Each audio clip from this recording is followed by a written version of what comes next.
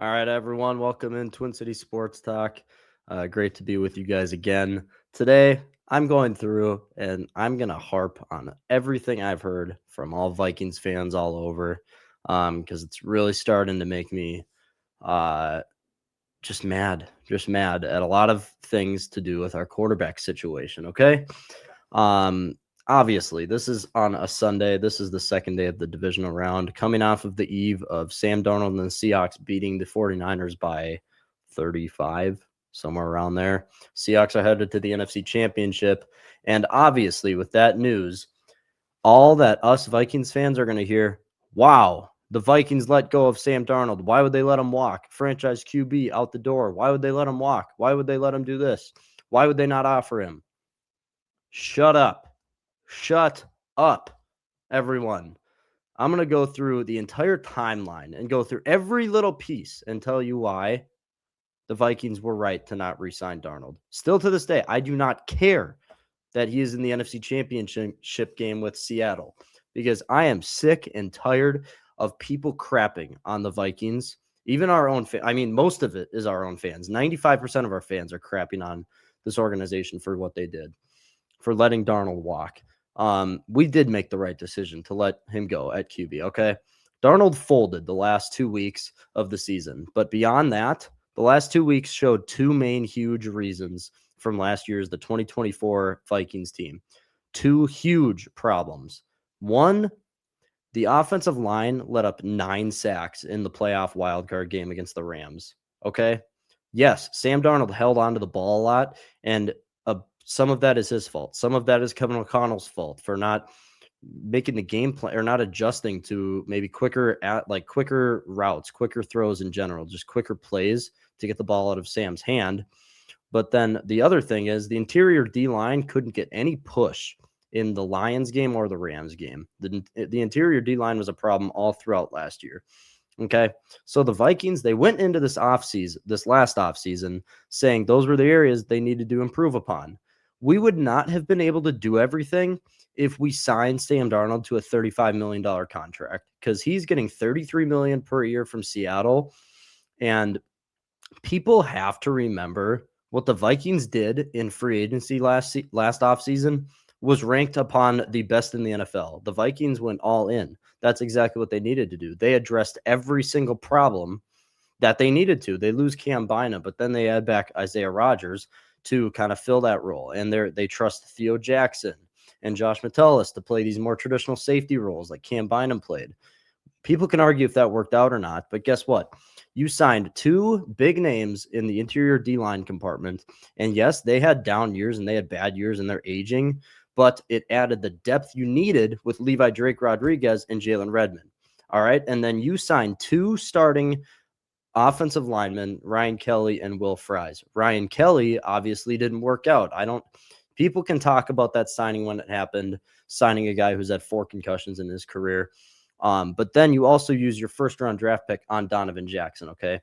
So they did everything they needed last offseason, and every Vikings fan was freaking out because it was such a good free agency class. But all of you people forget that all over. All right. Sam Darnold was heavily, heavily lifted up by a KOC. Okay. All of Sam's success started with the KOC. And now Darnold is behind Clint Kubiak, another genius offensive coordinator in this great National Football League. Clint Kubiak has been a name for a while, who's had successful offenses all throughout his coaching career. Okay. Darnold, he is a system quarterback. He has had KOC. And beyond that, he sat with Kyle Shanahan for a year as a backup with the Niners. So he's had 3 years of some of the best coaching in the NFL. Okay.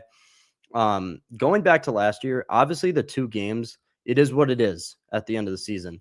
But in the middle of the year, Darnold played horrible. Okay. In week 5 versus the Jets, he only had 170 yards and an interception, no touchdowns. He made no plays to win the Vikings that game against the Jets. Week 7 against the Lions, he played fine in general, but he had a bad interception that put the Lions in our own territory. And then on their potential game-winning drive, he missed a 3rd and 6 throw to Justin Jefferson, oversailed it, and he couldn't come up in the clutch there. Okay. Week 9 versus the Colts, 2 picks. but he had some good moments in that game. But then you could kind of see, just like in the weeks before then, he was just starting to digress a little bit at a time. And then it led to week 10 against the Jacksonville Jaguars down in Florida. He had 0 touchdowns, 3 picks. He actually had a 4th interception, but a penalty called it back. That was one of the worst quarterback games. That game was worse than any J.J. McCarthy game from this year. And people forget about that. People forget that he had those games last year. And what I'm saying here is if J.J. McCarthy was healthy all of last season, there is a very high chance that J.J. McCarthy would have taken over for Darnold by that time. Because in that like 5-game stretch, Darnold had 4 games where he was below average everywhere. He had 200 plus yards in those games, but he was being very reckless with the football there. So if JJ was healthy, he would have stepped in and gotten some action last year, okay? But that's why it stinks that he was hurt, okay? Especially because last year, the one time we did get to see JJ was him torching the Raiders in the preseason. Yes, it's a preseason game, but he was on fire. He was accurate with almost every pass. He threw a pick to start his game against the Raiders in the preseason, but then after that, he was basically perfect on every other pass, every other drop back. He was undoubtedly just very good. Very good. Okay. Another note, if you don't have Brian Flores last year, the Vikings win 10 or 11 games. They lose every one of those games, undoubtedly. The defense, they won that Jacksonville game like 13-7. If Brian Flores wasn't the defensive coordinator last year, all of those games you would lose. Okay. And Darnold, it would have been blamed on him. Okay. And it doesn't even matter because we had the playmakers on defense. If you don't have Flores, it would all not have pieced together like it did last year. Here's the thing. I'm going to go through every year of Sam Darnold, and there's a very big trend here, okay? He got drafted. His rookie year was 2018. The Jets had the 24th ranked defense in the league, coached by Todd Bowles. Offense was called by Jeremy Bates. I'm not even sure if Jeremy Bates is even in the league anymore. I know he doesn't have a higher up job as a coordinator or head coach. Okay. They finished that year 4-12. I don't even need to talk about Darnold's stats because they were so horse crap. Okay. 2019, Jets had the 7th ranked defense in the league, but the offense was called by Adam Gase, and they finished 7-9. If anyone remembers Adam Gase, it's the dude with the super wide eyes. Okay. It was the creepy looking dude. He was terrible at his job. After this, I think he went to Miami back because that's where he came from. And then I think he was done in the league forever. 2020, coached by Adam Gase again, and the defense ranked back down to 23rd in the league, finished 2-14. In 2021, Sam Darnold was the quarterback for the Panthers. The Panthers defense was ranked 2nd in this season, but Sam Darnold was so horrible that he kept them to a 5-12 record. Granted, that team was coached by Matt Rule. They had, I think they had Joe Brady as the offensive coordinator, which is a household name now. But Matt Rule was enough, and Sam Darnold was enough to absolutely tank that perfectly executed defensive scheme by the Panthers in 2021. So then you go to 2022. He played half a season because he got benched for Andy Dalton. Okay, and the Panthers ended up finishing 7-10, and then everyone knows the story after that. 2023, he was a backup under under Shanahan in San Francisco. In 2024, he is coached by Kevin O'Connell and the Minnesota Vikings with a top 5 defense. That's big because guess what? If you don't have that top 5 defense, he does not have the year he had last year. Okay. 2025, this year, he has possibly the best defense in the NFL, and he has Clint freaking Kubiak as his offensive coordinator. One of the smartest guys. I've already mentioned that. One of the smartest offensive minds in the game. Okay? Remember this, people. Darnold cannot play under any scheme that's not set up absolutely perfectly. Kevin O'Connell, he executed Kevin O'Connell's scheme perfectly because it went after all of Darnold's strengths. Darnold throws a very nice deep ball. He throws the great intermediate balls, but when it comes to short passes and short screens and slants and everything like that, he struggles heavily, okay? The Vikings in 2024 had holes, okay, in the offensive line and defensive line. That's why they didn't go far. But it's also because Sam Darnold played horrible in those last 2 games. Yes, it's a whole collective unit, all right? But guess what? The Seahawks have no holes. So I just wonder why he's having such a great year. And then again, he's not even having that phenomenal of a year. He has 26 touchdowns. He's doing what he needs to do. But guess what? They won that game by 40 points last night, and Sam Darnold had 160 yards and 1 touchdown. That's not an all-star performance, okay? And guess what? It's all the defense. If the Seattle defense and Mike McDonald wasn't a top 3, probably the best unit in the NFL, Sam Darnold does not win 14 games.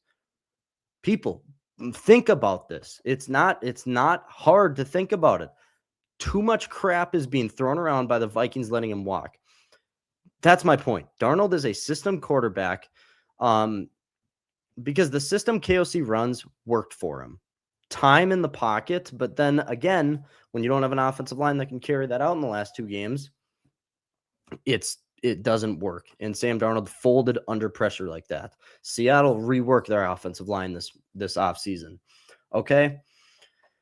So under the impression that JJ McCarthy would have to run this impression too. That is the main thing here. The Vikings, they let Darnold walk because he came into the Vikings as the bust, the throwaway, the locked in the closet quarterback who no one wanted, who he signed basically a league minimum contract to come to Minnesota.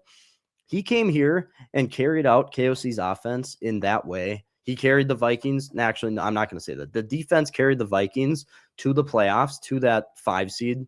Should have been higher. We can argue about the NFL playoff rules and format later, but that all happened with Darnold because he could carry out KOC's scheme. That was a throwaway. Darnold was a throwaway. So why do you think they're trusting JJ McCarthy with it? Because they took a throwaway and gave him the offense and he rolled with it. Under that thought, JJ McCarthy can run this offense, undoubtedly. If a throwaway and an absolute written off bust can do it, any quarterback can. If they have the right mechanics and the right mindset with it, okay?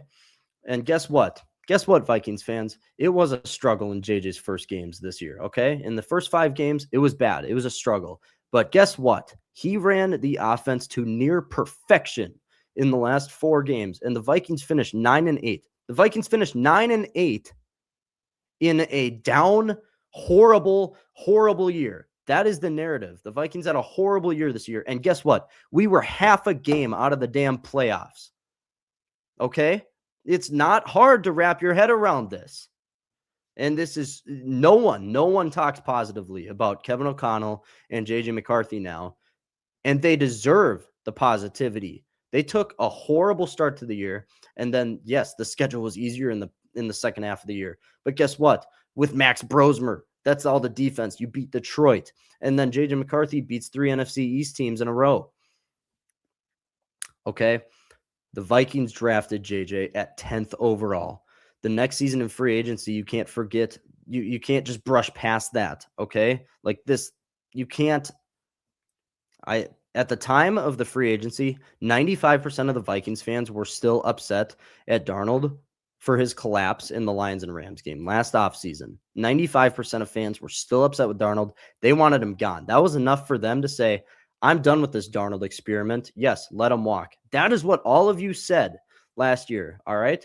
Everyone was saying, how can you pay big money after a guy who ruined the season? We drafted a guy, so let the whole process go. Let the process start with JJ McCarthy. You fans cannot flip the script and say you were pounding the table for the Vikings to re-sign Darnold, because none of you were. Everyone, 95% of Vikings fans and the media, they saw those last 2 games and they washed him out. I did too, because we drafted a quarterback. You need to give your guy time. You can't just hand Darnold a 3-year contract and say, hey, JJ, sorry, man, do you want to be cut? I mean, we can send you to another team, but you're not going to get playing time here unless Sam Darnold gets hurt. No, you can't do that when you draft a quarterback 10th overall. Okay, all you lousy, impatient fans were still crying about Darnold's collapse. You all need to remember that, all right? No one can name me a quarterback that went top 10 in a draft that wasn't at least given a fair chance to win that battle. No one can name a quarterback in that standpoint. That's what all of you fans apparently want now. You wanted us to give, now that Darnold's been really well this year again. Oh, wait, last offseason, he ruined the Vikings' chances in the playoffs, but now he has a big bounce back season with Seattle. Not even a bounce back season. He had a great season with the Vikings, but he has another great year with the Seahawks. Why did you let him walk? Why did we not pay him? He's our franchise guy. All of you fans need to take a step back and actually think before you type in these social media apps, because it is just bone rattling, just irritating watching this. None of you fans can just comprehend growth and being patient. It's not that hard of a concept, okay? No one took notice when JJ had a completion percentage of 64.4, a total touchdowns of 7 in the last 4 games he played, and he had 2 interceptions. One of them being a Quinnen Williams interception on the first play against Dallas, where he reads the screen. And guess what? All of you JJ McCarthy haters would find a way to say, well, JJ needs to be seeing the field and see if the screen option isn't there, and he needs to just put the ball in the dirt and just call it a play and move on to the next one. Okay. And then all of you, I want you to say that when Andrew Van Ginkel ginks a quarterback and say, well, it's the quarterback's fault. It's not a good play by Gink. No, Quinnen Williams, it was just a good play.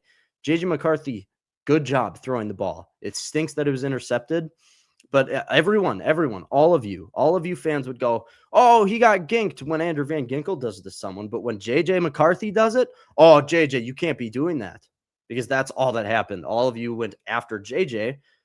Completely unfair. Okay. And then that second pick in these last 4 games was against the Giants, where Adebo picked off the throw when it hit Jalen Naylor basically right in the chest on an out route to the right side.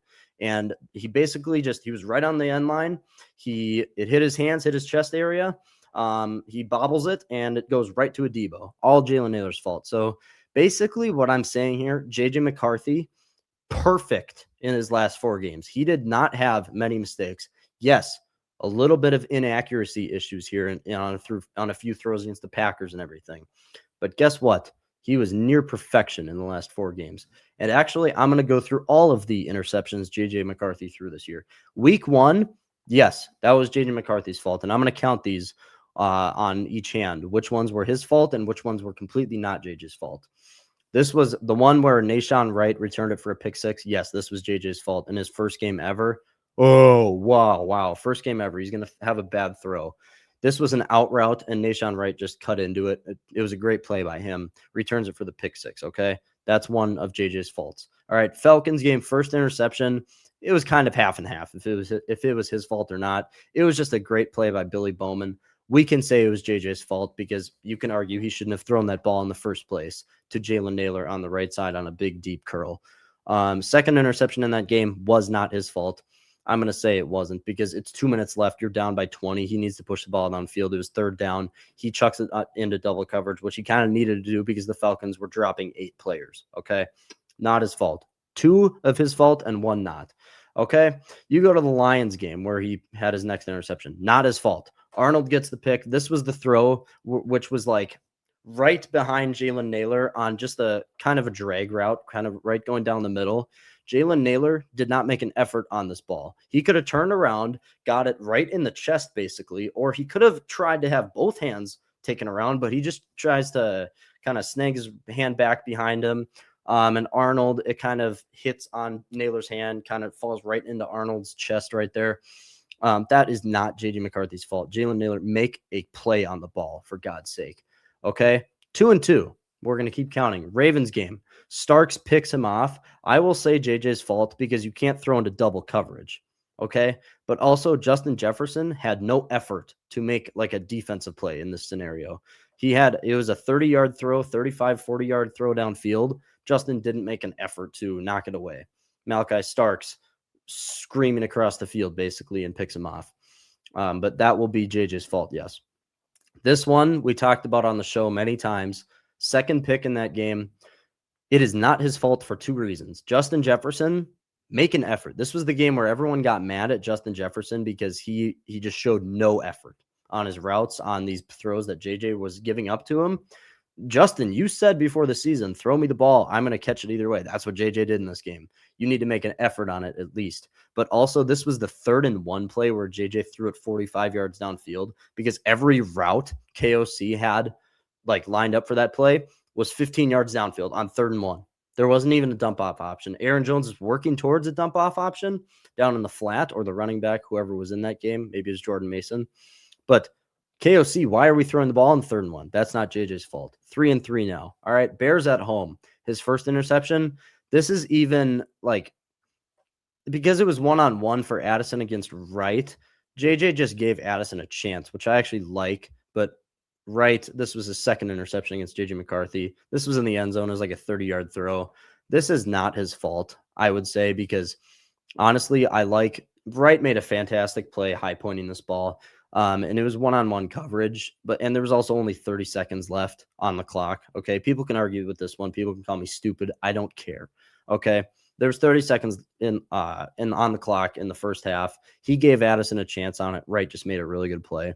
That was his first interception in this game. 2nd interception, not his fault even one bit. He got hit as he threw the ball, and he couldn't get anything on it at all. And that's basically how that went. So 3 that are his fault over the year and 4 that are not. Okay, Green Bay, first interception, not his fault at all. He got his arm yanked by I think it was Rashawn Gary right on the edge. He hit JJ's arm as he was throwing. Not his fault. Okay, 2nd interception, this was his fault. This was just a terrible throw to Naylor down the field. He just sailed it over him. I think it was Evan Williams, that I was just kind of sitting right under it. Horrible throw by JJ there. Horrible. 4 and 5. 4 that were his fault, 5 that were not. Either way, and then I already talked about the 2 interceptions, the one against the Cowboys and then the one against the Giants. Not his fault at all. So basically, 7 of these interceptions this year were not his fault. And yes, people can say maybe 2 or 3 of these, he needs to get the ball out quicker. 100% agreed. Yes. Get the ball out quicker, get it out so you don't have to be taking hits like that and getting your arm yanked in those situations. But I don't care. JJ played pretty dang well for his first season in the league. And people made the comparisons earlier in the year to Josh Allen and these other guys that are good in the league now. But JJ has what it takes. But to wrap it up, all of you JJ McCarthy haters, just wait. If the Vikings can come in next year with a top 10 to top 8 defense, whether that's with Brian Flores or just the players with Raheem Morris or an outside hire in general, if they can come in with a good defense and a healthy O-line, and if Kwesi can have just a semi-half decent draft, it can be a very fun year and a lot of good can happen. But on that note, yes, go sign a veteran quarterback to back JJ McCarthy up, because Brosmer was a mess. But as of right now, you cannot sign a veteran with the intent to start him over JJ McCarthy. You need to give JJ all the reps and all the reps that he can. But if he has a bad year next year, when you start him, or he just can't stay healthy like he did this year kind of in parts, then we can talk about different things. But yes, maybe my opinion will change on the veteran QB status based on how the rest of the offseason goes, based on if JJ progresses with other injuries, or maybe he gets injured in the offseason for whatever reason. But from this standpoint right now, you cannot sign anyone with the intent to start him. And to all you Sam Darnold worshipers, thank you for watching, and start to think with your head and not your eyes. Simply put, Sam Darnold would never have been on this team this year. There was no reason for him to be. And that is so much proof on why. Okay?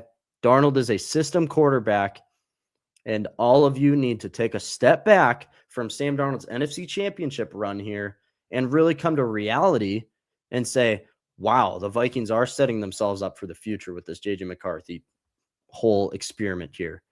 You can't sit a top 10 starter. I'm going to end this episode because guess what? I've said my piece. People need to chill out. And that's it. Either way, Twin City Sports Talk. We're going to have a lot more content out this upcoming week, more Twins content. The Twins are making a few moves. The Wolves are playing fantastic. The Wild maybe are coming out of their kind of bad stretch right now.